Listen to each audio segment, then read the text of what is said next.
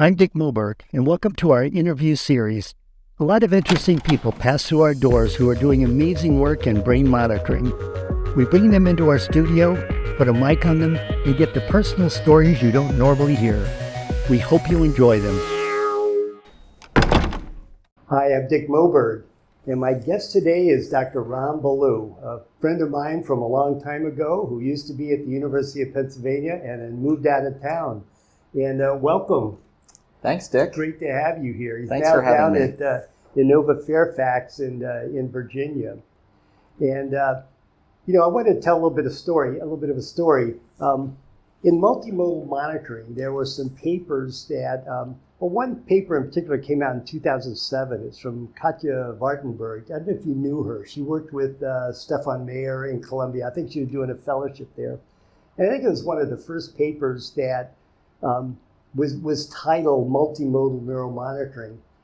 And a bunch of papers came out after that. And what these early papers were, is they would say, hey, we can look at more than just intracranial pressure. And they would mention brain oxygen and EEG and transcranial Doppler and all these things. And that's where they would stop, and it was just, the way I put it is you're describing the slices of a pizza, but not the pizza, or the pieces of the puzzle, and you haven't put it together again. And when I met Ram and saw what he was doing at Penn, he was one of the early people that really put the pieces of the puzzle together and made the big pizza. and I remember going up and visiting you, and I remember we were on the phone a lot with, getting everything to work, especially with like microanalysis and all that things. And you really opened my eyes and the eyes of a lot of the people at the company to really, what multimodal monitoring could do. And then a few papers came out, with you and some other people that were, with Brandon and all that really were, how do you take this data and I like to think of it as a, you have a GPS. And a GPS takes a lot of data in. It's like it looks at the traffic, it knows the geography, it knows all these different things, and it tells you that optimal way to go. And I see multimodal monitoring as that. It's not just the distance between two cities. There's a lot of factors that help you get there. Yeah.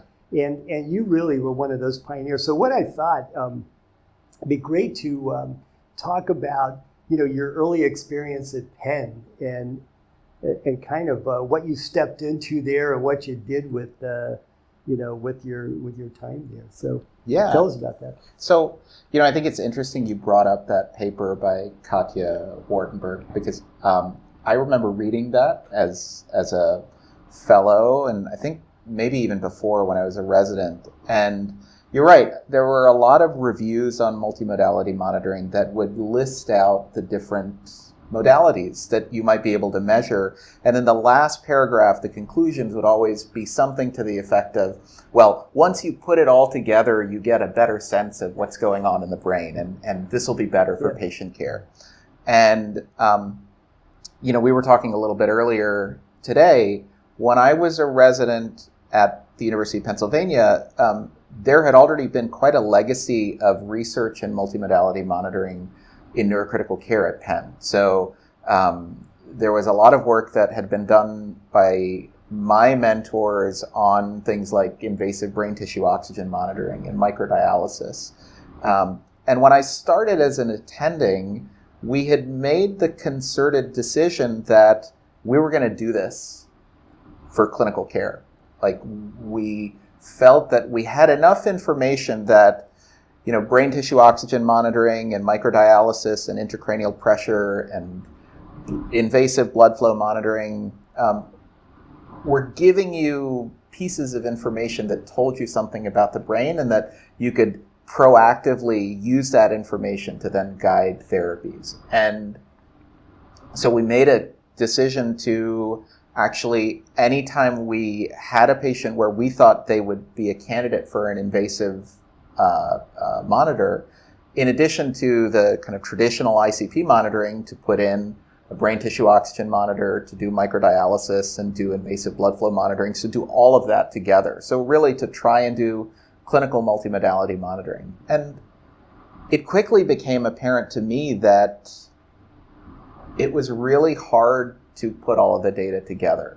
And I remember early conversations that I had with other attendings in my group.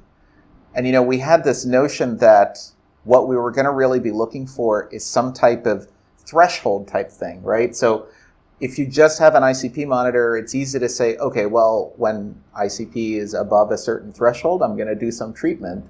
And then if you have an ICP monitor and a brain tissue oxygen monitor, you can make a 2x2 table that kind of lays out, okay, if ICP is up and brain tissue oxygen is down, like do these things. And that's kind of how the BOOST study was organized.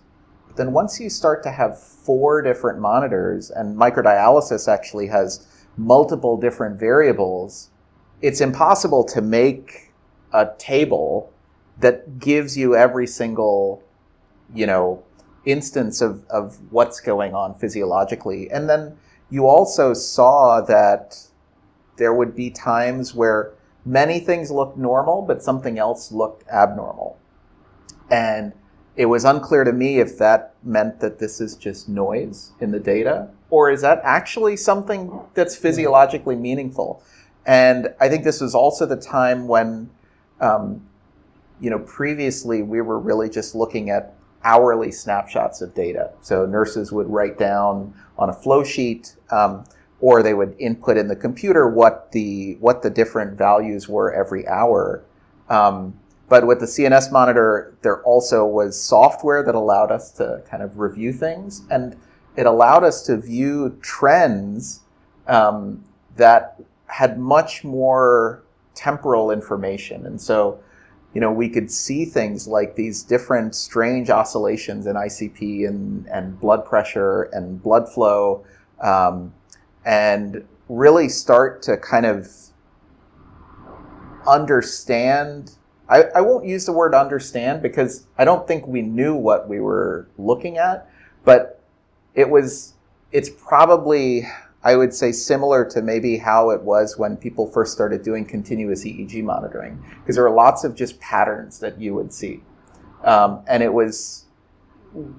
we didn't know exactly how to categorize those patterns.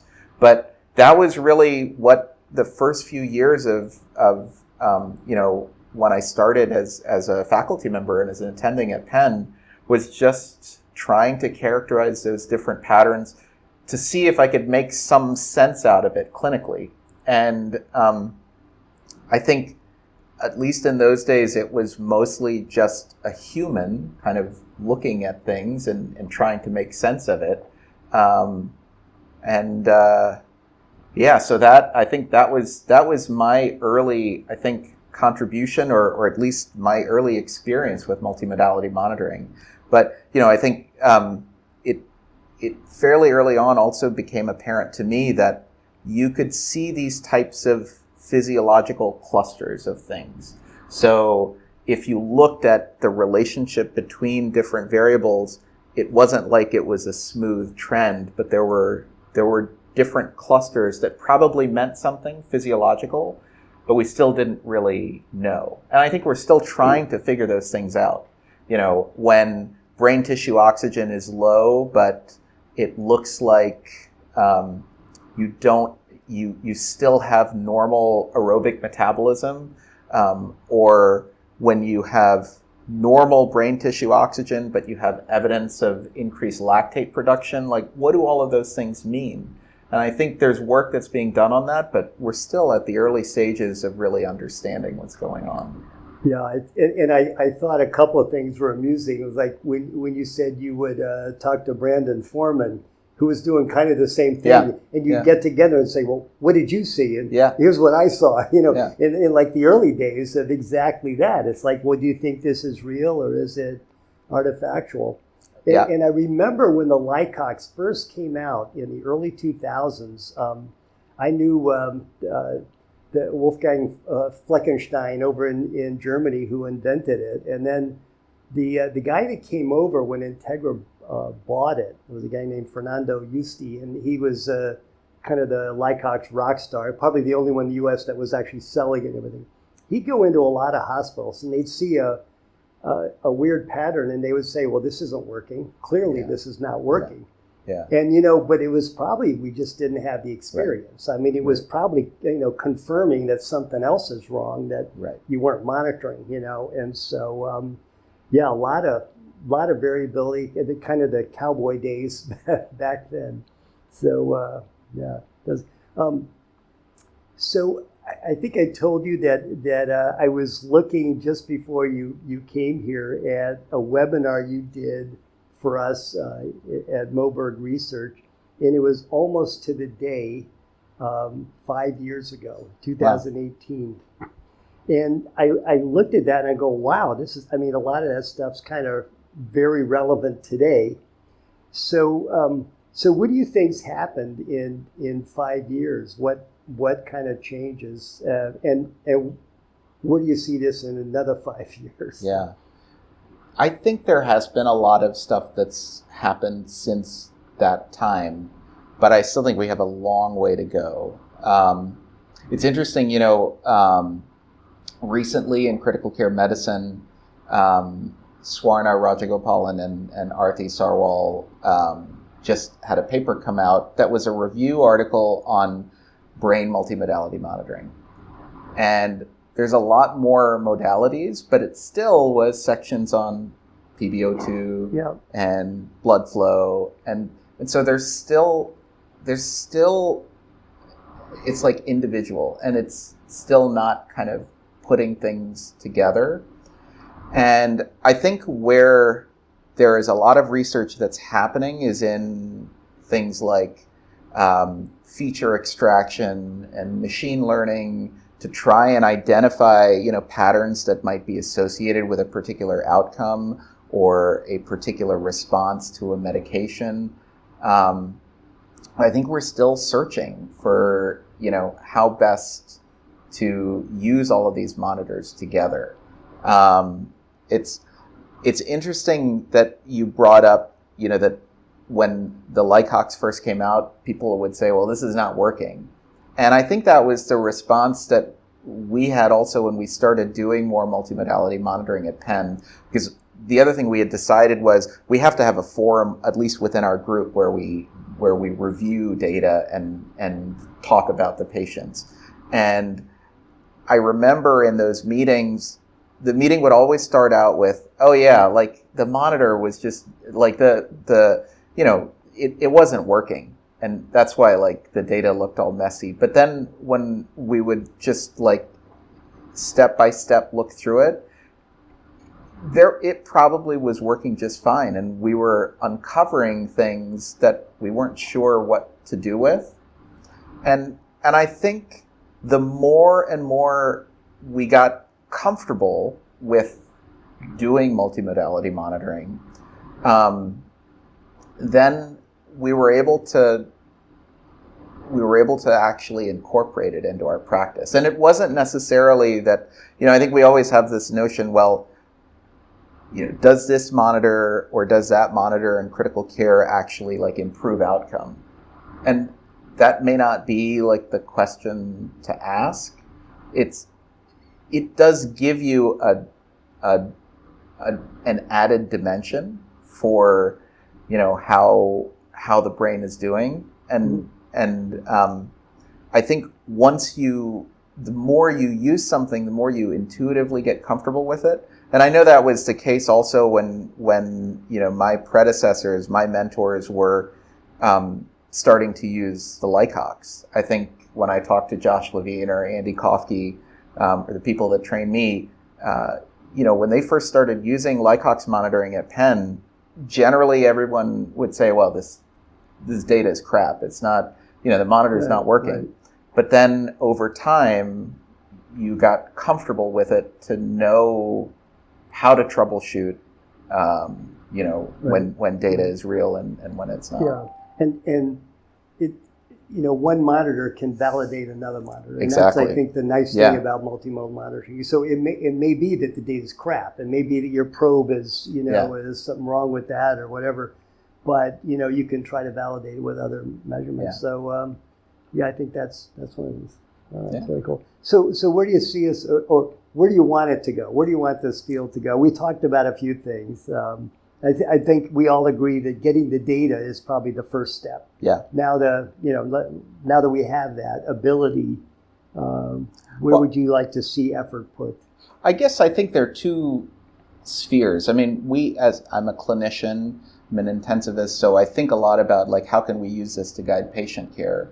But the other flip side of it is that I'm hopeful that these types of monitors give us more insight into how the brain works. Because we have a model for brain injury that I think is probably incomplete. And whenever the data looks confusing to us, I think it's because our internal model of acute brain injury is not in accordance with what is actually going on. So I'm hopeful that like doing more monitoring will actually inform kind of the basic neurobiology of brain injury, that then you can go back to animal models and kind of understand better.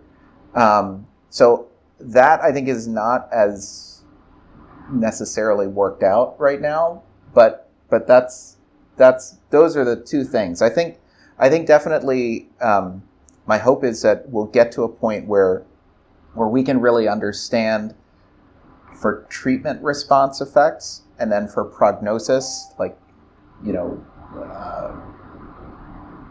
whether we kind of have the data that we need, but then also to really understand the basic biology of it. Yeah. And then it's a leapfrog. You understand it, and then you develop new monitors and technologies that do this. So that's we're certainly interested in that. Developing a cloud platform for all this data now to basically give smart people a playground with the data. So. Well, anyway, I want to thank you for joining us. Thank you. And thank you for having me. We have to do this every 5 years. Absolutely. Or sooner. Yeah. Just let me know. I'll be here. All right, good. Yeah, we look forward to collaborating with you. I'm glad we kind of got back together after COVID and you're moving down to D.C. So it's been a real treat for us. So thanks again, Thanks Dave. for coming. Good. Absolutely.